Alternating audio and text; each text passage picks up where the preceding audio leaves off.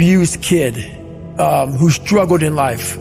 And that kid, whenever something got tough, no matter how hard I trained, no matter how ready I was, whenever something got tough for me, David Goggins, the real David Goggins, would come out and he would quit. So I realized this over a period of time. So I had to build Goggins. And in that process, that's where I get better.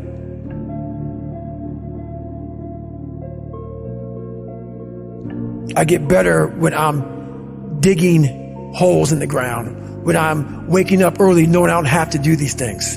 That's where I get better. So it's important to stay hungry. It's important to stay hungry, but it's important more to stay humble within that hunger. So while you're hungry, a lot of people are hungry, but humility is everything. What was that story about William Crawford, the janitor? Yeah.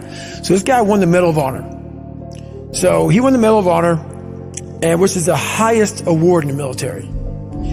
And this guy went to the Air Force Academy, and he was a janitor. And no one knew who this man was.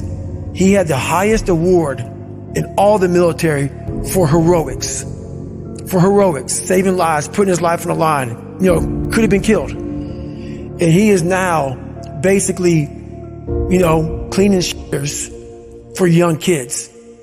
And we can all imagine how that probably went. You know, there's probably some, you know, little bit of taunting here and there. And he just sat there and cleaned the shitter. So that's why he's in my trained humility part, because for this man to be at the level he was and have that kind of humility to go, I'm a Medal of Honor winner, but I'm going to put that in my closet, and I'm going to pick up my broom and dustpan, and I'm going to pick up, you know, this rag and clean this for these young men. That right there is amazing for me, man. That's where you grow. That's growth, huge growth. And also it shows that he was doing his job. He was a servant. He didn't look at himself any better than anybody else. The second you do that, you totally lost. You cannot look at yourself like people with me even. I always look at people. I know where you are. I know where, because I've been there. That's why I help so many people out. I've never been above you.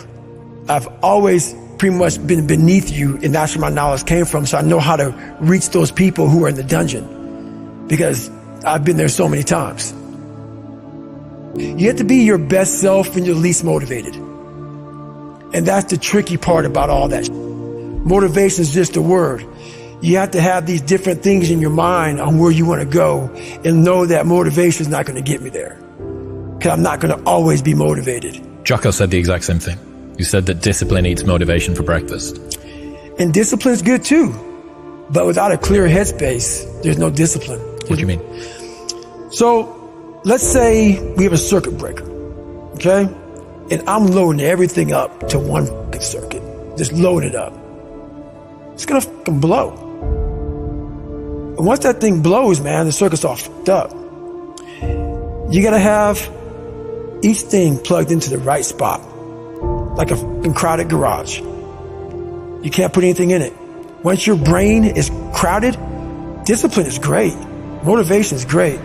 But if you can't fit shit in your brain because it's all fucking cluttered with shit, there's no discipline.